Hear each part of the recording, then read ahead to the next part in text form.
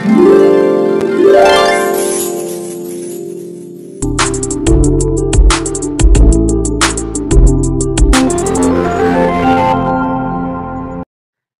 Back. फिर से हम लोग एक फिजिक्स के नए टॉपिक के साथ यहाँ पे उपस्थित है, जिसके अंदर हम लोग पढ़ेंगे मोशन इन वन डायमेंशन, यानी एक डायमेंशन वाला गति के बारे में पढ़ने वाले।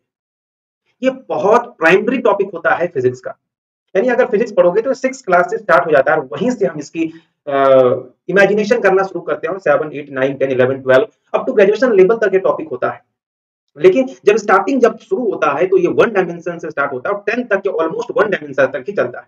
जैसे ही हम लोग 11 12 में जाते हैं या फिर आईसीएसई में बोर्ड जो है उसमें 10th क्लास में भी थोड़ा बहुत 2 डायमेंशंस का यूज होना शुरू होता है और ग्रेजुएशन लेवल पे जाओगे तो यही मोशन 3 डायमेंशन में हम लोग उस पे स्टडी करना शुरू करते हैं।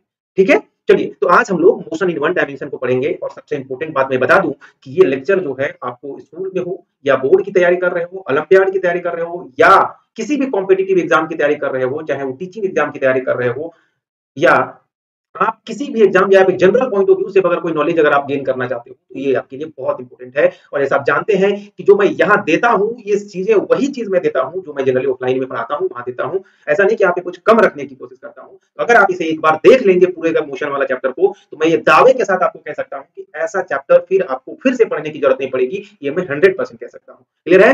तो आज हम लोग इसके कुछ कंपोनेंट को देखेंगे क्योंकि बहुत बड़ा चैप्टर है तो एक दिन में तो फिनिश नहीं होगा। तो हम इसे क्या करेंगे, एक इंपॉर्टेंट तरीके से यानी लय बाय लय, पार्ट बाय पार्ट इसे फिनिश करेंगे। ठीक है, तो सबसे पहले आज हम लोग कुछ बेसिक टर्म्स को देखेंगे जिसमें रेस्ट क्या होता है, मोशन क्या होता है, मोशन का मीनिंग क्या होता है, उसमें कुछ स्केलर क्वांटिटीज वेक्टर क्वांटिटीज का रिक्वायरमेंट पड़ता है तो वो क्या होते हैं, डिस्टेंस का क्या मतलब समझते हो, ये डिस्प्लेसमेंट से अलग कैसे होता है, इनके ग्राफ में इसको देखेंगे तो कैसे समझ में आएगा, है ना। इन सब चीजों का जो जनरल लैंग्वेज में जो चीजें होती है उनसे थोड़ा अलग होता है। और मैं बार बार कह रहा हूं कि आपने कितना बार भी पढ़ा होगा, ये पढ़ने के बाद ना आप जरूर बोलोगे कि हाँ सर मैंने कुछ नया सीखा है। तो चलो बिना देरी के स्टार्ट करते हैं।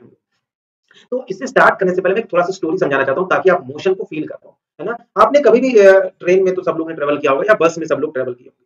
तो जब ट्रेवल करते होंगे तो देखते होंगे कि जो पेड़ होते हैं, है ना, जब बस या ट्रेन आगे बढ़ती है तो पेड़ आपको लगेगा पीछे छूटता हुआ दिखता है कि नहीं। या फिर कभी आप जब कुर्सी पर बैठे हुए रहते हैं तो आपको ऐसा लगता है कि आप बैठे हुए हैं। ठीक है, तो क्या आप सही में बैठे हुए हैं या आप मोशन में हैं? आप उसी तरीके से अगर आप मान लो कि हवा में प्लेन से उड़ रहे हैं तो आप मोशन में हैं या रेस्ट में। तो ये सब चीजें जो एग्जांपल है आपको समझ में आया होगा कि सर जब हम कुर्सी पे बैठे हुए हैं तो रेस्ट पे होंगे। लेकिन बात यहाँ ये है कि रेस्ट में अगर है लेकिन अर्थ क्या है, जैसा आप सब लोग जानते हैं कि हम लोग अर्थ पे रहते हैं और अर्थ क्या है, रोटेट कर रहा है 24 एन आवर। और जब अर्थ रोटेट कर रहा है तो आप भी तो रोटेट कर रहे हो साथ। इसका मतलब आप रेस्ट में कैसे हो? आप रेस्ट में नहीं हो सकते। इसका मतलब रेस्ट और जो मोशन है इनमें कुछ तो ऐसे टर्म्स होंगे जो इनको क्लासिफाई करेंगे, इनको डिफरेंशिएट करेंगे। इसका मतलब हम यहाँ पे कुछ रिलेटिव चीजों की बात करेंगे। तो आज हम लोग इस टॉपिक में मोशन के इन्हीं प्रकार के जो बेसिक प्रॉब्लम और प्रश्न होते हैं, क्वेश्चंस होते हैं, उनको बहुत डिटेल में क्या करेंगे, स्टडी करेंगे। और फैक्ट तो मैं देता ही हूं ताकि एग्जाम में आपको बहुत इंपॉर्टेंट काम आ जाए। तो सबसे पहले समझते हैं कि what is meant by body at rest, यानी बॉडी रेस्ट पे है इस बात का क्या मतलब, इसका मीनिंग क्या होता है। तो बॉडी रेस्ट में है इसका मतलब ये होता है कि it does not change its position with respect to a fix point in its surrounding with time. यानी कोई बॉडी जो है, मान लो एक बॉडी यहां पर रखा गया है और एक मान लो ये सराउंडिंग है, एक पेड़ मान लो यहाँ पे ऐसे पेड़ और यहाँ पे एक बॉडी है। मैं कहूं ये बॉडी रेस्ट पे है, कब रेस्ट पे होगा, जब इस पेड़ के रिस्पेक्ट में, इस पेड़ के रिस्पेक्ट में इसमें कोई चेंजेस नहीं हो रहा है, यानी ये अपने प्लेस में कोई चेंजेस नहीं कर पा रहा है, अभी भी यहीं पे है। और एक अलग पॉइंट ऑफ टाइम में भी इसी, यानी जब t इज इक्वल टू 0 था, यानी जब टाइम 0 था उस समय ये बॉडी यहां था, और एक टाइम मान लो 5 सेकंड के बाद भी बॉडी यहां है, तो हम कह सकते हैं कि ये जो बॉडी है इस पेड़ के रिस्पेक्ट में क्या है, ये रेस्ट पे है। और एक स्पेसिफिक टाइम की हम बात करेंगे, हो सके आफ्टर 10 सेकंड के बाद ये बॉडी रेस्ट में ना रहे, ये मोशन में चला जाए, तो हम एक टाइम पे एक बॉडी के रिस्पेक्ट में और दूसरा मैंने क्या कहा कि एक डिस्टेंस में चेंजेस जो है वो हो रहा है या नहीं हो रहा है, इस पे डिपेंड हम लोग करते हैं कि बॉडी रेस्ट पे है या नहीं है। जैसे एग्जांपल के लिए एक बुक जो टेबल पे रखा गया वो रेस्ट पे है, लेकिन वो बुक जो है किसके रिस्पेक्ट में रेस्ट पे है, तो टेबल के रिस्पेक्ट में रेस्ट पे है। यानी अगर एक मान लो ये टेबल, इस तरीके का एक टेबल है और इसके ऊपर अगर एक बुक रखा गया है तो ये बुक जो है वो रेस्ट में इस टेबल के रिस्पेक्ट में, हो सके किसी और बॉडी के रिस्पेक्ट में ये बुक मोशन में आ जाए, ऐसा हो सकता है। जैसे मैंने आपको एग्जांपल दिया था कि जब हम लोग है ना, कुर्सी पे बैठे होते हैं, तो अर्थ के रेस्पेक्ट में हम लोग मोशन में होते हैं, लेकिन चेयर के रेस्पेक्ट में हम बात करें तो रेस्ट में होते हैं। यानी एक तरीके से बोलूं मैं तो रेस्ट और मोशन जो है वो क्या होता है, एक रिलेटिव फेनोमेना है। तो अगर एक वर्ड में अगर कोई बोले कि मोशन का क्या मतलब होता है, तो आप मोशन का बस एक ही मतलब सिखा सकते हो, motion is a relative phenomena. एक रिलेटिव घटनाएं होती है, एक सापेक्ष घटना होती है, क्योंकि वो एक बॉडी से दूसरे बॉडी के रेस्पेक्ट में इसको मेजर किया जाता है। क्लियर है? चलिए, अब इसी तरीके से अगर मैं बोलूं कि what is mean by body in motion, कोई बॉडी मोशन में है इसका क्या मतलब है? कोई बॉडी अगर मोशन में है इसका मतलब ये होता है कि वो बॉडी जो है अपना पोजीशन को चेंज करेगा with respect to any fix point in the surrounding it at particular time. किसी पार्टिकुलर टाइम में किसी एक फिक्स बॉडी के रिस्पेक्ट में कोई दूसरा बॉडी अगर अपने पोजीशन में चेंजेस लाता है, बदलाव करता है, तो हम कहते हैं कि बॉडी जो है वो मोशन में है। जैसे एग्जांपल मैंने आपको बताया था, ये जैसे मान लो एक टेबल ही, या मान लो कि यहाँ पे एक एरिया लिया, यहाँ पे एक बॉडी, एक बाइक, एक आदमी पैदल चल रहा है और एक आदमी जो है वो बाइक पर चल रहा है, मान लो बाइक पर चल रहा है, और तो ये अगर आदमी यहाँ पे रुका हुआ है और ये बाइक पे चल रहा है, तो अब ये जो बाइक वाला होगा ना, ये बाइक वाला जो है इसके लिए क्या होगा, मोशन में होगा, लेकिन ये आदमी इस चेयर पे जहां बैठा हुआ है उसके रिस्पेक्ट में क्या होगा, रेस्ट पे। ठीक है, क्यों? क्योंकि ये बाइक जो है टाइम के साथ इससे एक स्पेसिफिक डिस्टेंस बढ़ते जा रहा है। यानी अभी ये बाइक जो था एक पार्टिकुलर टाइम में इस आदमी से 10 मीटर की दूरी पे था, पर जैसे ही थोड़ा सा टाइम मैंने चेंज किया तो क्या हुआ कि ये बाइक अब इस आदमी से 20 मीटर की दूरी पे चला गया। इसका मतलब ये बाइक जो है वो क्या में है, मोशन में है। समझ आया कि नहीं? तो रेस्ट और मोशन का मीनिंग समझ में आया आप लोगों को? आई होप कि रेस्ट और मोशन का आप मीनिंग बहुत अच्छे से समझ गए होंगे, और ये बहुत बेसिक चीज है। इसलिए मैंने कहा कि मोशन या रेस्ट जो होता है ना, ये अकेले आप डिफाइन नहीं कर सकते किसी बॉडी का। कोई बॉडी को आप नहीं कह सकते अकेले ये रेस्ट में या मोशन में है। आपको क्या करना पड़ेगा, किसी के सापेक्ष बात करना पड़ेगा, यानी कॉम्पेरेटिव तरीके से बात करना पड़ेगा। जैसे मैं अगर आपको पूछूं कि आप लंबे हो या छोटे हो, तो आप कैसे बोलोगे मैं लंबा हूं या छोटा हूं? अगर आप अपने से छोटे आदमी से कंपेयर करेंगे तो बोलोगे मैं लंबा हूं, और अगर आप अपने से बड़े आदमी से अगर बात करोगे तो बोलोगे मैं छोटा हूं। इसका मतलब क्या हुआ कि किसी भी आदमी का जो हाइट, लेंथ, वेथ जो होता है वो एक कंपैरेटिव है। उसी प्रकार से कोई बॉडी मोशन में है या रुका हुआ है, ये भी एक कंपैरेटिव होता है। किसी के रिस्पेक्ट में हम इसको क्या करते हैं, मेजर करते हैं। क्लियर है? चलिए, तो अभी वही बात है कि व्हाई इज मोशन और रेस्ट कॉल्ड रिलेटिव? क्यों हम जो गति है या विश्राम है उसको सापेक्षिक क्यों कहते हैं? क्योंकि अभी मैंने आपको एग्जांपल दिया कि body may be at rest with respect to one object but in motion with respect to another object. मतलब एक बॉडी जो है एक के तुलना में रेस्ट में होता है, जबकि दूसरी की तुलना में वो मोशन में होता है। क्लियर है? यानी कोई वस्तु एक वस्तु के सापेक्ष विश्राम में हो सकती है और दूसरी वस्तु के सापेक्ष गति में हो सकती है। इसीलिए हम कहते हैं कि जो मोशन है या रेस्ट है ये एक रिलेटिव फेनोमेना है या फिर सापेक्ष घटना है। ठीक है, इस एग्जांपल के लिए मैंने बताया कि एक आदमी जो है, ध्यान समझिएगा कि एक आदमी ट्रेन में बैठकर है ना कहीं ट्रेवल कर रहा है या किसी भी गाड़ी में बैठकर ट्रेवल कर रहा है, राइट? तो हो सके उसमें 2 लोग होंगे, 3 लोग होंगे, 4 लोग होंगे। तो जो ट्रेन है ना, वो जो ट्रेन है वो दूसरे बाहर का जो सराउंडिंग है उसके रिस्पेक्ट में वो ट्रेन क्या है, मोशन। लेकिन उस ट्रेन में बैठा हुआ जो पैसेंजर है वो दूसरे पैसेंजर के रेस्पेक्ट में क्या है, रेस्ट। जैसे मैंने एग्जांपल क्या बताया, जरा समझना एक बार। ये मान लो ट्रेन है जिसमें आप गति कर रहे हो, ऐसा करके ट्रेन में आप ट्रेवल कर रहे हो, यहाँ पे आप बैठे हो और यहाँ पे आपका फ्रेंड बैठा है, ठीक है, और बाहर में ये बहुत सारे पेड़ लगे हुए हैं, बाहर में बहुत सारे पेड़ हैं। तो अब मुझे जरा एक बात बताना कि जब ये ट्रेन गति कर रहा होगा तो एक समय, जैसे जैसे समय में चेंजेस कर रहे होंगे, ये ट्रेन इस पेड़ से एक दूरी बढ़ते जा रहा होगा। बढ़ते जाता है कि नहीं? जी बढ़ते जाता है। जब ये बढ़ते जाता है इसका मतलब क्या बोलेंगे, ये जो ट्रेन है, ये जो ट्रेन है वो इसके रिस्पेक्ट में, इस पेड़ के रिस्पेक्ट में क्या में है, गति में। लेकिन लेकिन जरा ध्यान समझिएगा कि ये इस आदमी के रिस्पेक्ट में क्या है जो ट्रेन के अंदर बैठा हुआ है। बोलोगे उस आदमी के रिस्पेक्ट में क्या है, कि अभी भी ट्रेन और आदमी जो है सेम, कितना भी टाइम में चेंजेस होते जा रहा है, दोनों एक ही जगह पे बैठे हुए हैं, है ना? तो यानी दोनों आपस में क्या हो गए, रेस्ट में है। लेकिन बाहर वाले सराउंडिंग के रेस्पेक्ट में क्या था, ट्रेन मोशन में था। उसी तरीके से बाइक में अगर आप मान लो 2 लोग जा रहे हो, तो जो 2 लोग जा रहे हैं वो दोनों एक दूसरे, और बाइक, ये तीनों क्या है, रेस्ट में है एक दूसरे के रेस्पेक्ट में। लेकिन बाइक हो चाहे आप हो, बाहर के सराउंडिंग के रेस्पेक्ट में क्या हो, मोशन। इसलिए तो मैंने कहा कि मोशन जो होता है वो एक रिलेटिव फेनोमेना होता है ना, यानी एक रिलेशन में आप इसे बांट सकते हैं। आगे का टॉपिक स्टार्ट करने से पहले मैं चाहता हूं कि आप यहाँ पे स्केलर और वेक्टर क्वांटिटी को थोड़ा समझ लो, सदिश और अदिश राशियों को समझ लो, ताकि आगे जब मैं बात करूं तो आप इस बात को बहुत आसानी से क्या कर पाओगे, समझ पाओगे। तो सबसे पहले मैं यहाँ लाता हूं कि आखिर स्केलर क्वांटिटी होता क्या है, यानी अदिश राशियां क्या होती है। स्केलर क्वांटिटी एक ऐसा फिजिकल क्वांटिटी है that is completely described by only its magnitude. Magnitude मतलब जिसका सिर्फ न्यूमेरिकल वैल्यूज की हम बात जैसे बोलते हैं ना 5, 10, 15 पता नहीं कभी, तो वो जो सिर्फ न्यूमेरिकल वैल्यूज होते हैं, it does not require direction to describe it and it is represented along a proper unit।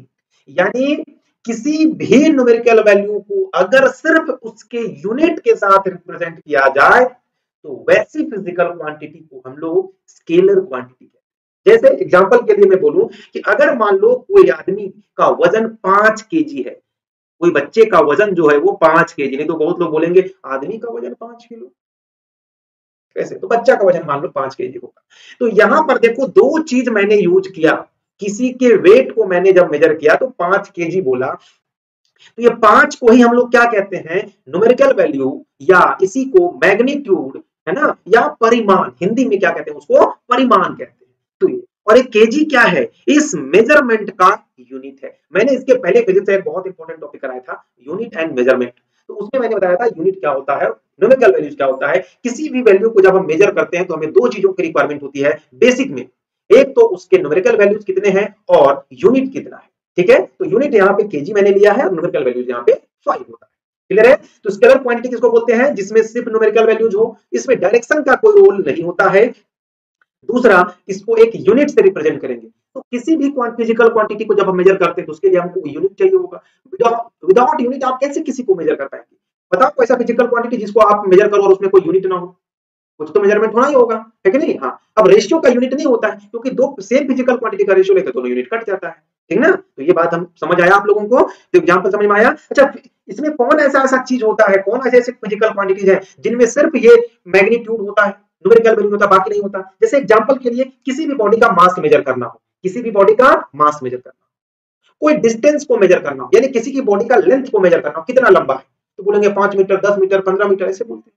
15 की किसी का वेट करना तो 10 केजी, 20 केजी, 25 केजी बोलते हैं। बोलेंगे तापमान कितना है, कितना टेम्परेचर है, तो बोलोगे चाहे वो मास हो, है ना, चाहे वो लेंथ हो, चाहे वो टेम्परेचर हो, चाहे वो क्या हो, चाहे वो टेम्परेचर हो, चाहे वो टाइम हो, समय को, ये और भी ऐसे बहुत चीजें हैं, चाहे वो क्या हो, डिस्टेंस हो, वैसे लेंथ की तो डिस्टेंस आ गया ना, चाहे वो डिस्टेंस सिंपल लैंग्वेज में बोले, आगे नहीं डिस्टेंस क्या होता है, ये सारी चीजें जो होती है, पावर होता है, एनर्जी होता है, आगे बात करेंगे इनके बारे में, उस समय हम डिस्कस करेंगे कि कौन स्केलर है कौन वेक्टर है, बट अभी सिर्फ इसका मीनिंग समझते हैं।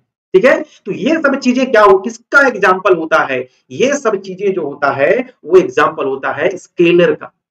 इसकी एक खासियत होती है, बहुत एग्जांपल समझना कि स्केलर क्वांटिटी होने का बहुत फायदा है और थोड़ा सा प्रॉब्लम कम होता है इसको कैलकुलेट करना। क्यों, क्योंकि इसमें सिर्फ मैग्नीट्यूड होता है, पहली इसमें डायरेक्शन की कोई जरूरत नहीं है।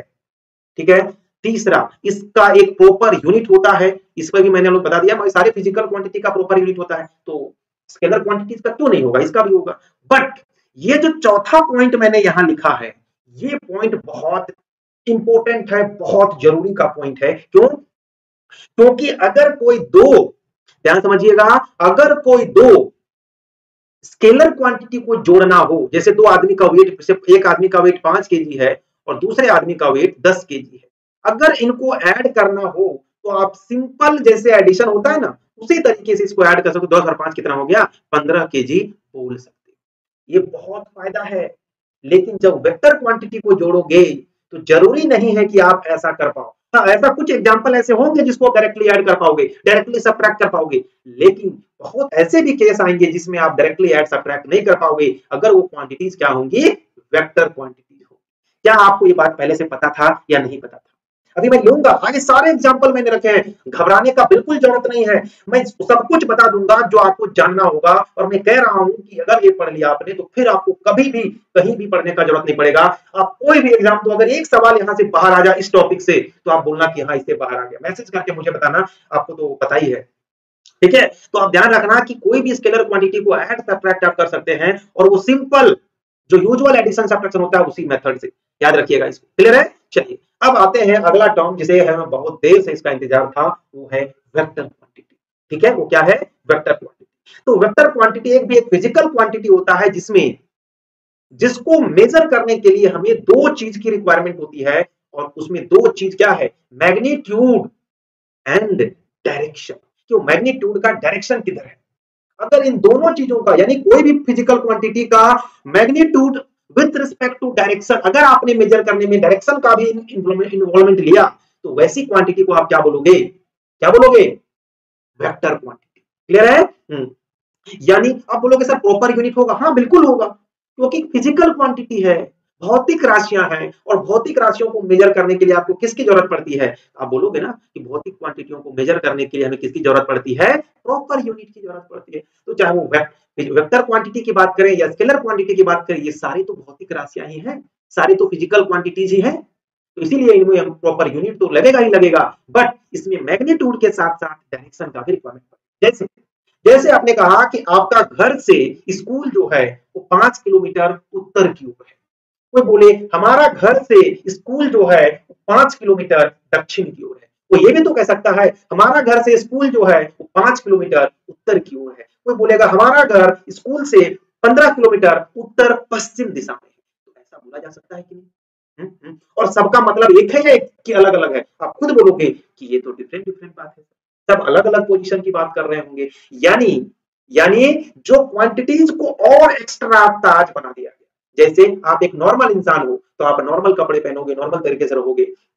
आप थोड़ा मंत्री मंत्री बन जाओ तो आपको चार पांच वो पुलिस जो है ना, वो गरीबों को पैसा से वो लोग अयासी करने वाला, आपको सर पे बहुत कुछ मिलेगा, गाड़ी फ्री में, सब कुछ आपको मिलेगा। तो जैसे जैसे आपका फीचर, आप बड़े बनते जाते हो, आपका फीचर बदलने लगता है। उसी तरीके से जो वेक्टर क्वांटिटीज होती हैं उनको, यानी जो फिजिकल क्वांटिटी को और अच्छे तरीके से रिप्रेजेंट करने का क्या है, एक बहुत बढ़िया तरीका होता है। क्लियर है? कोई दिक्कत नहीं है इसमें। एग्जाम्पल तो मैंने बता दिया बहुत सारे, और भी बहुत सारे फिजिकल क्वांटिटीज का अगर कोई डायरेक्टली पूछो उनका एग्जाम्पल बताइए, तो क्या क्या बता सकते हो, जल्दी से बताओ। जैसे एग्जांपल के लिए, जैसे डिस्प्लेसमेंट हो गया, अगर ऐसे बात करूं मैं तो फोर्स हो गया, एक्सेलरेशन हो गया, है ना, वेलोसिटी हो गया, ये सब क्या होते हैं? Vector quantity. अबे वेक्टर क्वांटिटी क्यों होते हैं? आगे हम लोग इसको एक एक करके सारा टॉपिक जब पढ़ेंगे तो आपको खुद समझ में आएगा कि कौन कैसे कैसे काम कर रहा है। क्लियर है कि नहीं? जी बिल्कुल। तो एग्जांपल समझ में आ गया जिसमें डायरेक्शन भी हम बताना पड़े, है ना, 5 किलोमीटर उत्तर की ओर, 10 किलोमीटर दक्षिण की ओर। तो दोनों ही डायरेक्शन, दक्षिण क्या है? डायरेक्शन। क्लियर है? हाँ। यानी किसी भी क्वांटिटी को आप ग्राफिकली भी क्या कर सकते हो, जैसे मैं बोलूं कि अगर मान लो किसी को ऐसे दिखाना हो, ग्राफिकली दिखाना हो, है ना, और बोले एक डिस्प्लेसमेंट को दिखाओ, एक डिस्प्लेसमेंट वेक्टर जो है, मैं क्या जैसे एग्जांपल बोलूं कि 2.5 मीटर, 2.5 मीटर टुवर्ड्स, टुवर्ड्स, है ना, towards east, towards east 30 degree, at 30 degree angle, 30 degree. तो मान लो कि ये पोजीशन, यहाँ पे कोई फिक्स पोजीशन जहां से हम चलना शुरू की बात कर रहे हैं, ये नॉर्थ होता है, आपको पता है, ये साउथ होता है, ये ईस्ट होता है, और ये क्या होता है? वेस्ट होता है। तो इस जगह से 30 डिग्री और 2.5 मीटर आगे, तो मान लो ये जो है वो कितना है? ये 2.5 डिग्री है। ये पॉइंट कितना है? ये पॉइंट कितना यहाँ से यहाँ 2.5 मीटर है, और ये एंगल कितना बना लिया इसमें? 30 डिग्री। तो ये देखो, लेकिन यही बोलता कि सिर्फ 2.5 मीटर दिखाओ, तो 2.5 मीटर बोलता तो आप किधर भी दिखा सकते थे ना, यहाँ से 2.5 मीटर, यहाँ भी 2.5 मीटर होगा, ये भी 2.5 मीटर, ये भी 2.5 मीटर। लेकिन ये सारे कट जाएंगे, क्यों? क्योंकि आपको मैंने बताया कहां पे, ईस्ट डायरेक्शन में, और वो भी कितना? 30 डिग्री, है ना, सॉरी ये 30, ईस्ट से 30 डिग्री ना, ईस्ट में 30 डिग्री आपको, देखो ये 30 डिग्री, मान लो ये 30 डिग्री हमने दिखा दिया आपको, दिखाया कि नहीं? दिखा दिया। तो ये क्या हुआ कि आप एक स्पेसिफिक डायरेक्शन में आपने, वैसे ये डायरेक्शन कौन सा है? इस डायरेक्शन को हम जनरली बोल सकते थे नॉर्थ ईस्ट। ये नॉर्थ ईस्ट डायरेक्शन में है। कितने में है? नॉर्थ ईस्ट डायरेक्शन में। तो इस तरीके से आप जब वेक्टर को रिप्रेजेंट करोगे ना, तो आपको डायरेक्शन भी बताना पड़ेगा। ठीक है, चलो ठीक है। अब हम लोग आते हैं कि जो वेक्टर होते हैं उनकी क्या क्या प्रॉपर्टीज होती है। तो कुछ प्रॉपर्टीज तो वही है, जैसे पहली प्रॉपर्टी आप कह सकते हो कि इनमें मैग्नीट्यूड और डायरेक्शन दोनों होता है, ये जानते हो ना आप? चलिए बिल्कुल। Can not be added using ordinary arithmetic rule. आप ऑर्डिनरी तरीके जैसे 5 और 10 15 ऐसे जोड़ते थे, वैसे आप वेक्टर क्वांटिटी को हमेशा नहीं जोड़ सकते। तो इसको जोड़ने के लिए क्या तरीका है? तो वेक्टर क्वांटिटी को ऐड सब्ट्रैक्ट करने के लिए आपके पास एक लॉ होता है, जो जनरली 11th में और पढ़ाई होता है। मैं बताऊंगा अभी जब मोशन इन टू डायमेंशन कराऊंगा या इसके आगे के चैप्टर में बताऊंगा कि एक पैरेललोग्राम लॉ ऑफ एडिशन होता है और एक ट्रायंगल लॉ ऑफ एडिशन होता है। तो इस तरीके यही दो लॉ से हम लोग क्या करेंगे कि वेक्टर को ऐड या सब्ट्रैक्ट करेंगे। बट ध्यान समझिएगा, बट हम लोग क्या कर सकते हैं, same unit age related scalar but direction make a big difference. जैसे मैंने क्या कहा कि 5 के है ना, 5 मीटर नॉर्थ की ओर कोई जाता है, किसी पॉइंट से 5 मीटर नॉर्थ की ओर जाता है और कोई 5 मीटर साउथ की ओर जाता है। आपको लग रहा होगा तो 5 मीटर तो इस पॉइंट से नॉर्थ की ओर इधर को जा रहा होगा 5 मीटर, और यहां से इधर जा रहा होगा 5 मीटर साउथ की ओर। बोलोगे दोनों तो सेम चला, बट ध्यान समझिएगा, यहां दोनों सेम नहीं है, दोनों डिफरेंट है। क्यों? क्योंकि दोनों का डायरेक्शन अलग अलग है, दोनों का डायरेक्शन अलग अलग है। ये ध्यान रखिएगा, है ना, भूलना नहीं है, यही बात कह रहे हैं। ठीक है, vector quantity can cancel each other out in the opposite direction. ये वेक्टर क्वांटिटी को आप कैंसल कर सकते हो अगर ये अपोजिट डायरेक्शन में हो और सेम डिस्टेंस हो। कहने का मतलब 5 मीटर नॉर्थ गया 5 साउथ गया तो ये दोनों सेम है, तो अगर इनको एडिशन करने बोले तो क्या इसको जीरो बोल दोगे? क्यों? क्योंकि दोनों अपोजिट डायरेक्शन में। ये कुछ एडिशन का तरीका बता रहे हैं, है ना, समझ में आ गया? ठीक है, चलो बस यही बात इसमें ध्यान में रखा जाता है। वैसे वेक्टर एक बहुत इंपॉर्टेंट चैप्टर है, उसको करना है। चलो हम लोग फटाफट दो चीजें और सीख लेते हैं कि डिस्टेंस और डिस्प्लेसमेंट क्या होता है। डिस्टेंस और डिस्प्लेसमेंट क्या होता है, हम लोग सबसे पहले इस चीज को क्या करते हैं, बहुत बढ़िया से समझते हैं। तो एक एक करके समझते हैं डिस्टेंस डिस्प्लेसमेंट बहुत डिटेल में, और आज के बाद आपको डिस्टेंस डिस्प्लेसमेंट का कोई टेंशन नहीं रहेगा। चलो डिस्टेंस क्या होता है? तो distance is the actual path, length of path. Actually ये पाथ का लेंथ है जो कवर किया जाता है किसी भी मूविंग ऑब्जेक्ट के द्वारा, इररिस्पेक्टिव ऑफ इट डायरेक्शन। यानी डायरेक्शन का कोई रिस्पेक्ट यहाँ पे नहीं, रिस्पेक्ट करने का मतलब उसको कोई वैल्यू नहीं है यहाँ पे, किसी भी डायरेक्शन में हो। क्लियर है? चलो, it tells us how much ground an object have covered during its motion। यानी ये डिपेंड करता है कि वो मोशन के ड्यूरेशन में कितने पाथ को कवर किया, इस बात पे डिपेंड करता है, ये नहीं कि किस डायरेक्शन में गया, इससे कोई लेना देना नहीं। जैसे बोले कि कोई बोला कि अरे क्या बोले, मैं जा रहा था, दो चोर मिले हमको, हमारा सामान छीनने लगे, मैं दौड़ते दौड़ते 10 किलोमीटर तक आया। अब वो 10 किलोमीटर किधर किस किस डायरेक्शन में दौड़ा कोई मतलब नहीं है, आप बता भी नहीं सकते किस किस डायरेक्शन में, हो सके नॉर्थ साउथ ईस्ट वेस्ट, कभी है ना दौड़ ही रहा होगा घूम फिर के। तो आप यहां समझ रहे हो ना, सिर्फ पाथ जितना कवर किया गया बॉडी के द्वारा, उसी को हम लोग क्या कहते हैं, डिस्टेंस। इसको जनरली डिनोट करते हैं या तो स्मॉल एस से या कैपिटल एस से, स्मॉल एस से या कैपिटल एस से डिस्टेंस को हम लोग क्या करते हैं, डिनोट करते हैं, रिप्रेजेंट करते हैं। यूनिट क्या होगा बोलोगे, एक पाथ है, एक लेंथ है, और लेंथ का स्टैंडर्ड यूनिट क्या होता है, प्लीज आप उस लेक्चर को देखो, बहुत मजा आएगा। स्टैंडर्ड यूनिट क्या होता है, लेंथ का मीटर होता है, तो इसका भी यूनिट क्या होगा, मीटर ही होगा। क्लियर है कि नहीं? कोई दिक्कत तो बताओ। जैसे एग्जांपल के लिए मैंने बोला, कोई आदमी मान लो ए यहां से चलना शुरू किया, पहले ए से बी गया, बी से सी गया, सी से इधर आ गया, फिर यहां से ऐसे गया, फिर ऐसे गया, फिर ऐसे गया, और ये मान लो यहां पर पहुंच गया। तो ये पाथ टोटल कितना हुआ, ये यहां से यहां फिर ये और ये फिर बी तक, ये टोटल पाथ जो हुआ ना, यही क्या कहलाएगा, इसका डिस्टेंस। क्लियर है बात? चलो ठीक है। अब बोलोगे ना, एक बात आपको दिमाग में आना होगा कि अगर सर ऐसा मेजर करना ही था, ये तो पहले जानते हैं, लेकिन जब अगला मैं बताऊंगा तब लगेगा अच्छा ये अलग है वो अलग है ना, तो एक एक चीज तो एक एक बार में चलेगा ना। चलो अब बात करते हैं कि डिस्प्लेसमेंट क्या है ना, क्या मैंने बोला कि डिस्प्लेसमेंट क्या है? तो displacement is the shortest distance between the initial and final position of moving object in, आप ध्यान से पढ़ना इसको, ये वाला बात, स्पेसिफिक डायरेक्शन। यानी कोई भी मूविंग ऑब्जेक्ट जो है उसका इनिशियल और फाइनल पोजीशन के बीच में, जो इनिशियल और फाइनल पोजीशन के बीच में एक स्पेसिफिक डायरेक्शन में जो पाथ होगा ना, शॉर्टेस्ट पाथ बोलते ना, हम यहां से शॉर्टेस्ट रास्ता बताओ ना, कितना लंबा घूम घाम के जाएंगे, नहीं सीधा जाएंगे, फिर भी वो सीधा शॉर्टेस्ट नहीं होता है। ठीक है, पर यहाँ पे हमें possible minimum possible shortest path की बात करेंगे, ठीक है। और बताओ, और जब यहाँ डायरेक्शन की बात कर दिए तो ये क्या हो जाएगा, इसीलिए डिस्प्लेसमेंट जो होता है वो वेक्टर होता है। अच्छा, डिस्टेंस क्या होगा, मैंने बताना भूल गया, डिस्टेंस कैसी क्वांटिटी होगी, तो बोलोगे सर डिस्टेंस तो स्केलर होगा, क्योंकि हमको इररिस्पेक्टिव ऑफ डायरेक्शन था, डायरेक्शन हमारे लिए कोई इंपॉर्टेंट नहीं था, चोर किधर किधर से 10 किलोमीटर भाग के आया कोई मतलब नहीं, बस वो 10 किलोमीटर भाग के आया हमारे लिए मतलब, क्लियर है। चलो, तो ये बात को बहुत आसानी समझ में आ गया। यानी यहाँ पे आपको दो चीजों का ध्यान रखना है कि एक सर्टेन टाइम इंटरवल में, मान लो t is equal to 5 second से t is equal to 15 second, एक टाइम इंटरवल मिल गया। इस टाइम इंटरवल में, क्योंकि जब भी हम इसका निकालेंगे ना, जब भी हम डिस्प्लेसमेंट निकालेंगे तो एक टाइम इंटरवल हमारे पास होगा, और इस टाइम इंटरवल में आप जो शॉर्टेस्ट पाथ होगा, जहां से शुरू किया और जहां पे एंड किया, वही क्या कहलाता है, वही डिस्प्लेसमेंट कहलाता है। जैसे एग्जांपल के लिए आप यहाँ पे इसको देख सकते हो, है ना, यहां से देख सकते हो कि ये एक आदमी जो है वो से ए गया, उसके बाद फिर बी तक गया, है ना, ओ से ए और ए से बी की ओर गया।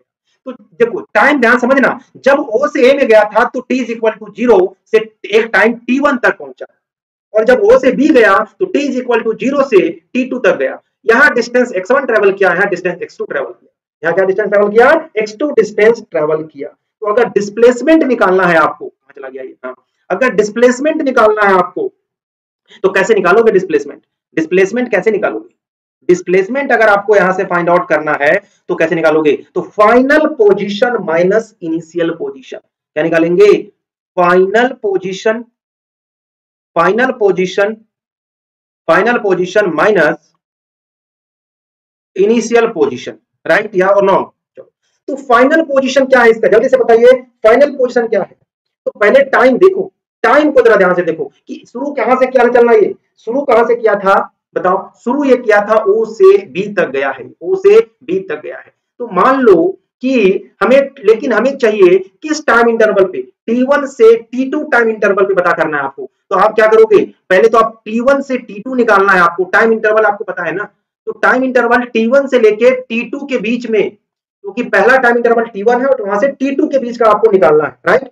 तो T1, तो बॉडी यहां से तो यहीं तक ना मूव किया है, यहां से यहीं तक मूव किया है, तो आप क्या बोलोगे कि सर अगर इसे निकालना है तो हमें, और इसे जनरली डिनोट करते हैं स्मॉल डी से, तो डिस्प्लेसमेंट को हमने स्मॉल डी से यूज किया, और फाइनल पोजीशन हम कहां पहुंच गए हैं, फाइनल पोजीशन हम लोग कहां पहुंच गए हैं, कहां तक, यहां तक पहुंच गया बी तक, और वो कितना लेंथ ट्रेवल किया, तो बोलोगे x2 लेंथ ट्रेवल किया। इनिशियल में कितना लेंथ ट्रेवल किया, x1 लेंथ ट्रेवल किया। तो जो x1 से x2 यानी x2 माइनस x1, यही हमारा क्या मिल गया, डिस्प्लेसमेंट मिल गया। x2 माइनस x1 क्या मिल गया, डिस्प्लेसमेंट, और कहां से, यहां से रुक, क्योंकि हमें टाइम इंटरवल में बात करना है, हम T1 से T2 टाइम इंटरवल में पता करना चाह रहे हैं कि कितना डिस्प्लेसमेंट ट्रेवल किया। अगर आप T इज इक्वल टू, मान लो O से B में कितना डिस्प्लेसमेंट ट्रेवल किया ये पूछ ले तो अलग हो जाएगा, O से B में कितना ट्रेवल किया होगा, तो T इज इक्वल टू 0 से T2 तक हो गया, यानी T से T2, और T से T2 टाइम इंटरवल में ध्यान देखो टोटल कितना था, स्टार्टिंग में क्या था 0, भाई यहाँ डिस्टेंस x1 क्या हो जाएगा 0, और x2 क्या, x2 के बाद यानी x2 माइनस x1, x1 तो 0 था, यानी टोटल x2 डिस्प्लेसमेंट ट्रेवल किया। तो यहां दो चीजें थी कि हमने क्या बोला कि इस T1 से T2 टाइम इंटरवल जो है इसमें कितना डिस्टेंस ट्रेवल हुआ, तो T1 से T2 टाइम इंटरवल में x2 minus x1 displacement travel हुआ, और ये एक प्रकार का डिस्टेंस ही है, इसको हम क्या बोलेंगे, इसका यूनिट क्या होता है, मीटर होता है, क्लियर है। तो यूनिट में कोई टेंशन नहीं था, सिर्फ डिस्प्लेसमेंट को मेजर करना था। अब जैसे यहाँ एक मैंने फिगर रखा है, इस फिगर से और आपको वो चीजें बहुत आसानी समझ में आएगा। अब मैं बोलूं, ध्यान समझना कि ए से डी में, ए टू डी, ध्यान समझना, यहाँ डिस्टेंस क्या होगा, डिस्टेंस बताना है आपको। अच्छा, डिस्टेंस को एस से डिनोट करते हैं, और डिस्प्लेसमेंट को एक बार मैं लिख देता हूं, बाकी बाद में शॉर्टकट लिखूंगा, डिस्प्लेसमेंट को हम लोग डी से डिनोट करते हैं, ठीक है। अच्छा, एक बार ध्यान रखना कि जब हम डिस्प्लेसमेंट लेते हैं तो डायरेक्शन में एरो का साइन देते हैं ताकि वो दिखाए कि उस डायरेक्शन में, क्लियर है। चलो ठीक है, अब जरा समझना, तो यहाँ डिस्टेंस कितना होगा, पहले पिक्चर बताना ए से डी में, तो बोलोगे यहां से देखो डिस्प्लेसमेंट डिस्टेंस किसके बराबर होगा, ए से बी, फिर बी से सी, और सी से डी, ये सारा लेंथ जोड़ दोगे तो डिस्टेंस के बराबर होगा। बट डिस्प्लेसमेंट कैसे निकालोगे, तो डिस्प्लेसमेंट जो होगा वो ए से डी होगा, क्योंकि ये हमारा शॉर्टेस्ट पाथ है। तो ए से डी आप निकालोगे तो यहाँ पे एरो इधर दो, क्लियर है। अब ये निकालना कैसे निकालोगे, दिस इज डिफरेंट थिंग, अभी निकालना मैं नहीं सिखा रहा हूं, समझा रहा हूं ए से डी तक कैसे होगा। वैसे ऐसा नहीं कि निकालना बहुत डिफिकल्ट है, आसानी है निकालना इसको। अब उसी तरीके से इसके लिए बात करते हैं, यहाँ पे डिस्टेंस कितना ट्रेवल किया, तो पहले ए से बी गया, फिर बी से कहां गया, फिर बी से सी गया। तो ये डिस्टेंस तो हो गया ए से बी और बी से सी तक पहुंच गया। लेकिन अगर आप डिस्प्लेसमेंट की बात करोगे तो डिस्प्लेसमेंट कितना हो जाएगा, ए से सी इसका क्या हो जाएगा, डिस्प्लेसमेंट हो जाएगा, क्योंकि शॉर्टेस्ट पाथ यही हुआ। अब कोई आदमी यहाँ से घूम के ऐसे गया यहाँ पे और कोई आदमी यहीं से सीधा निकल गया, तो शॉर्टेस्ट पाथ होता है। और टाइम इंटरवल यहाँ t इक्वल टू 0 से t इक्वल टू मान लो t1 तक, इस टाइम इंटरवल की हम बात कर रहे हैं। सेम यहाँ पे अगर हम बात करेंगे तो ध्यान से बताओ क्या होगा, है ना, जरा यहाँ समझिएगा एक बार। तो यहाँ अगर हम डिस्टेंस कैलकुलेट करते हैं तो क्या हो जाएगा, पहले ए से बी गया वो लेंथ को लिखो, बी से सी गया उस लेंथ को देखो, सी से डी गया उस लेंथ को देखो, और डी से ए गया, इस सारे इन सारे लेंथ को जोड़ दोगे तो वो उसके डिस्टेंस के बराबर। आई थिंक इधर नहीं दिख रहा होगा, मैं हट जाता हूं, है ना, अब दिख रहा है जी। तो ये पता क्या हो गया आपका, डिस्टेंस ट्रैवल किया गया किसके द्वारा, ए से डी तक, ठीक है, या ए से यहां से करके यहां तक ही निकाला गया। क्लियर है, अब जरा समझना यहां से। अब जरा अगर इसका हम लोग डिस्प्लेसमेंट की बात करते हैं तो अगर मान लो देखो जहां से शुरू किया ए से, फिर से बॉडी वहीं पे पहुंच गया, वहीं पे पहुंच गया ना, तो यानी जहां से चलना शुरू किया था ए से और लास्ट में कहां एरो दिख रहा है, ए तक ही, यानी जो डिस्प्लेसमेंट यहां पर क्या मिलेगा, जीरो डिस्प्लेसमेंट। डिस्प्लेसमेंट क्या मिलेगा, जीरो। क्यों, तो देखो अब टाइम इंटरवल में ध्यान से देखना, टाइम इंटरवल को ध्यान से देखना, जो time interval t is equal to मान लो 0 से t is equal to t1 यहीं पे पहुंच गया, तो टाइम इंटरवल जो 0 से t1 तक एक टाइम इंटरवल मिला, और इनिशियल पॉइंट कहां है, ए है, और फाइनल पॉइंट भी ए है, तो दोनों का बीच का डिफरेंस क्या होगा, a माइनस ए, जीरो हुआ कि नहीं। इसीलिए यहां डिस्प्लेसमेंट क्या हो गया, जीरो। इसलिए ध्यान से एक बात तो हम लोगों को यहां से क्या समझ में आया कि कुछ चीजें तो जीरो डिस्प्लेसमेंट का क्या मतलब है, नेगेटिव डिस्प्लेसमेंट का क्या मतलब है, और पॉजिटिव डिस्प्लेसमेंट का क्या मतलब है। क्लियर है यहाँ तक, चलो तब मुझे बताओ पॉजिटिव डिस्प्लेसमेंट का क्या मतलब था, पॉजिटिव डिस्प्लेसमेंट का क्या मतलब था, ध्यान समझना। हमने क्या बताया था कि जब डिस्प्लेसमेंट निकालते हैं तो फाइनल पोजीशन में से इनिशियल पोजीशन को माइनस कर देते हैं, यही बताया था ना मैंने अभी लास्ट में, तो कि जो फाइनल पोजीशन है और इनिशियल पोजीशन का डिफरेंस जो होता है किसी टाइम इंटरवल में, एक टाइम इंटरवल, तो टाइम इंटरवल टी जो इंटरवल है मान लो t1 से t2 मान लो ले लिया मैंने ना, तो इस टाइम इंटरवल में जो फाइनल पोजीशन से इनिशियल पोजीशन के बीच का डिस्टेंस को हम लोग क्या बोलते हैं, ये बोल रहे हैं। तो अब बताओ ये पॉजिटिव कब आएगा, ये पॉजिटिव तब आएगा अगर ये d जो है, d क्या है, ये पॉजिटिव कब आएगा, तब जब x2 जो है वो बड़ा हो जाए x1 से, यानी फाइनल पोजीशन जो है वो ज्यादा हो इनिशियल पोजीशन से, तो ये क्या मिलेगा, हमेशा पॉजिटिव मिलेगा। d नेगेटिव कब होगा बताओ, नेगेटिव कब होगा, जब x2 जो है वो x1 से कम हो जाए, और d जीरो कब मिलेगा, जब x2 जो है और x1 दोनों बराबर हो जाए। क्लियर हुआ कि नहीं हुआ, यानी फाइनल, इसका मीनिंग क्या होगा कि जो इनिशियल पोजीशन यहां पर है और फाइनल पोजीशन इसके आगे है, इसके जस्ट आगे है, तो जो डिस्प्लेसमेंट होगा ये इनिशियल और ये फाइनल। देखो तो फाइनल क्या है, इनिशियल से आगे है, तो हम कहेंगे कि जो पॉजिटिव डिस्प्लेसमेंट हुआ। और अगर फाइनल पोजीशन मान लो ये इनिशियल पोजीशन यहां पर है और फाइनल पोजीशन मान लो यहां पर है, तो अब देखो तो ऑब्वियसली फाइनल में से इनिशियल में क्या होगा, तो नेगेटिव ही आएगा, तो ये उस समय क्या हो जाएगा, यानी final position behind the initial position, तब हम बोलेंगे डिस्प्लेसमेंट नेगेटिव होगा। और जीरो कब होगा, जहां से वो स्टार्ट किया वहीं पे वो स्टॉप किया, तो हम क्या बोलेंगे, जीरो है। तो वही तीनों चीज मैंने बता दिया, और सिंपल तरीके से एक तरीके से समझो कि ये वाला बात डिस्प्लेसमेंट पॉजिटिव नेगेटिव का कंसेप्ट क्लियर हुआ या नहीं हुआ। आई होप कि आपको ये बात बहुत आसानी से क्लियर हो गया होगा। क्लियर है कि नहीं, चलो ठीक है। एग्जांपल के लिए भी, जैसे एग्जांपल अगर लेना हो तो लेके समझ सकते हो कि अगर मान लो कोई आदमी यहां से चलना शुरू किया ए से और घूम के फिर से ए पे यहीं पर आके फाइनल हो गया, तो अब बताओ डिस्प्लेसमेंट कितना होगा, डिस्प्लेसमेंट तो हो गया जीरो, क्योंकि इनिशियल और फाइनल पोजीशन दोनों क्या हो गया, सेम हो गया कि नहीं जी। तो इस तरीके से आप बोल सकते हो कि जीरो डिस्प्लेसमेंट का ये वाला एग्जांपल हो गया। जब बाकी चीजों को मैंने बता दिया कि अगर मान लो कोई आदमी यहां से शुरू किया, ध्यान समझना, यहां से शुरू किया और अब यहां पहुंच गया, ए से शुरू किया और बी में पहुंचा, तो फाइनल पोजीशन तो ये है बी और इनिशियल पोजीशन है यही, तो दोनों का डिफरेंस क्या हो गया, पॉजिटिव आएगा, क्योंकि फाइनल वाला ज्यादा है, इनिशियल वाला यहीं पे है। लेकिन दूसरी बात समझना, कोई आदमी घूम के ऐसे गया और फिर से यहां पर है ना, तो अब बताओ तो इनिशियल पोजीशन में क्या होगा, ये मान लो इनिशियल पोजीशन था, आगे गया पहले और फिर से वापस पीछे इधर आ गया, इधर पहले ए से आई से बी में गया और फाइनल सी, ये मान लो फाइनल पोजीशन है। तो देखो फाइनल पोजीशन को देखोगे इधर पीछे साइड में आया तो नेगेटिव होगा ना, ऑपोजिट डायरेक्शन हो गया, और यहां से आगे इनिशियल तो यहीं से है, तो ये तो ऑब्वियसली क्या हो जाएगा, इनिशियल पोजीशन जो है वो क्या हो जाएगा, ज्यादा हो जाएगा फाइनल पोजीशन से, और उस समय आपको नेगेटिव मिलेगा। क्लियर है, चलिए तो ये चीजें थी। अब अगर आपको इसका डिफरेंस अगर समझना है एक बार में कि डिस्टेंस और डिस्प्लेसमेंट में क्या डिफरेंस है, तो एक बार आप देख लो। तो बताया मैंने कि डिस्टेंस स्केलर क्वांटिटी होता है, डिस्प्लेसमेंट वेक्टर क्वांटिटी होता है। क्यों होता है, पूरा चर्चा किया मैंने। इसमें कोई डायरेक्शन का इंपोर्ट नहीं, इसमें डायरेक्शन होता है। देखो ये पाथ पे डिपेंड करता है, ये शॉर्टेस्ट पाथ पे डिपेंड करता है, ध्यान से रखना है दोनों में। डिस्टेंस आगे पीछे कोई का मीनिंग नहीं, और जीरो ये इसलिए ऑलवेज ये पॉजिटिव होता है, पॉजिटिव नेगेटिव जीरो होता है। अच्छा डिस्टेंस जीरो क्यों नहीं होता? क्योंकि ये पाथ कवर किया जाता है, उसको हम लोग डिस्टेंस बोलते हैं। अगर पाथ कवर ही नहीं किया तो डिस्टेंस कहां? नहीं। अरे बोलते हैं कि खाना खा लिया, तो बोलोगे खाना खाया नहीं तो उसको खाना खा लिया हुआ कैसे बोलेंगे? नहीं बोल सकते ना, नहीं बोल सकते ना। तो उसी तरीके से, लेकिन खाना खा लिया तो पेट भर ही जाएगा, इसकी गारंटी है क्या? नहीं।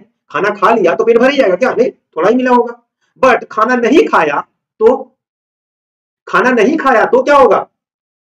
अगर खाना नहीं खाया तो इसका मतलब नहीं खाया, कुछ भी अंदर नहीं गया है। तो उसी तरीके से डिस्टेंस का मतलब ही होता है पाथ कवर किया गया ऑब्जेक्ट के द्वारा, तो पाथ कवर करना ही पड़ेगा उसको। अब थोड़ा भी कवर कर लेगा तो उसका पाथ का लेंथ होगा, इसलिए कभी जीरो नहीं होता है। जबकि ये पॉजिटिव नेगेटिव जीरो क्यों होता है मैंने बता दिया। अच्छा जीरो कभी नहीं होगा, इसमें पॉसिबल है, कब पॉसिबल होगा? जब वो घूम के जहां से शुरू किया वहीं पे पहुंच जाए। एग्जाम्पल, 5 किलोमीटर का ही राउंड घूम लिया तो यहाँ पे डिस्टेंस तो होगा बट डिस्प्लेसमेंट क्या हो जाएगा? जीरो हो जाएगा। क्लियर है? चलो एक आध न्यूमेरिकल सॉल्व कर लेते हैं इसके बेस्ट। एक आदमी जो है 3 किलोमीटर नॉर्थ की ओर जाता है, तो मान लो ये है एक पोजीशन, यहां से वो 3 किलोमीटर नॉर्थ की ओर चला गया, मान लो ए से बी में नॉर्थ की ओर गया, चलो ये बी पहुंचा, और फिर ईस्ट की ओर गया 4 किलोमीटर, यहां से फिर गया 4 किलोमीटर ईस्ट की ओर, ये 4 किलोमीटर। तो बताओ डिस्टेंस कितना हुआ?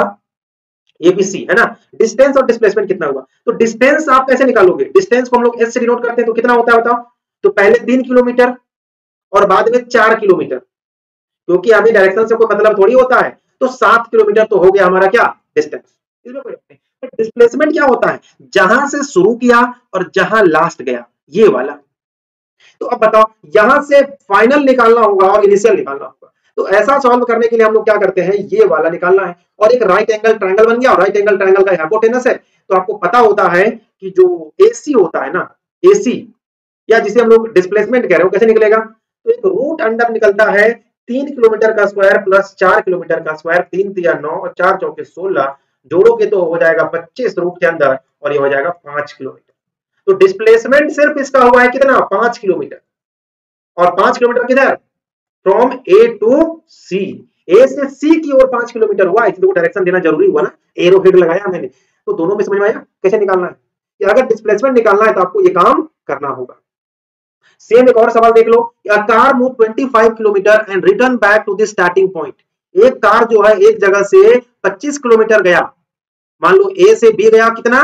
25 किलोमीटर गया, किसी भी डायरेक्शन में जा सकता था, तो मैंने इधर ले लिया, है ना, वेस्ट से ईस्ट ले लिया, और फिर से अपने पोजीशन पे गया, मतलब सी यहीं पर आके पहुंच गया। तो वापसी प्रारंभिक दूरी स्थिति पर लौट जाती है, तो उसकी दूरी, तो डिस्टेंस कितना होगा? तो बोलोगे पहले ए से बी गया और फिर बी से सी गया, ये था। तो ए से बी 25 गया और बी से सी सेम ही डिस्टेंस आया 25, तो कितना मिल गया? 50 किलोमीटर। बट डिस्प्लेसमेंट की हम बात करते हैं, तो डिस्प्लेसमेंट देखो जहां से शुरू किया वहीं चला गया, जहां से स्टार्ट किया इनिशियल पोजीशन और फाइनल पोजीशन, तो इनिशियल पोजीशन से फाइनल पोजीशन में जहां वही पहुंच गया, तो आप क्या बोलोगे? जीरो। डिस्प्लेसमेंट क्या मिलेगा? जीरो, क्योंकि जहां से शुरू किया वहीं पे पहुंच गया, तो डिस्प्लेसमेंट जीरो होता है। ठीक है, तो कैसा था क्वेश्चन? आई होप कि बहुत आसान लगा होगा और अच्छे से समझ में भी आया होगा, क्योंकि इसमें और कोई चीजें नहीं है। और भी अगर आपको एग्जांपल मैं नेक्स्ट क्लास में दूंगा, क्योंकि और अच्छे अच्छे एग्जांपल इसमें लेने हैं, जो सर्कल पे बेस्ड एग्जांपल होते हैं, रेक्टेंगल पे बेस्ड एग्जांपल होते हैं, ट्रायंगल पे बेस्ड एग्जांपल होते हैं, उनका भी जरा लूंगा, ताकि आप डिस्टेंस डिस्प्लेसमेंट उसमें भी निकाल पाओ। तो बने रहिए, अगले क्लास में मिलता हूं, तब तक के लिए थैंक यू सो मच। अपना ध्यान रखिए, अपने परिवार का ध्यान रखिए, अपने सोसाइटी का ध्यान रखिए, और एक हर एक आदमी को मदद करिए जो जरूरतमंद है, क्योंकि जब हम एक दूसरे की मदद करेंगे तो हर लोग खुशहाल रहेगा, और खुशहाल रहेगा तो दुनिया भी खुशहाल रहेगी, और हमारी यही कामना है सब खुश रहे। ठीक है, थैंक यू सो मच।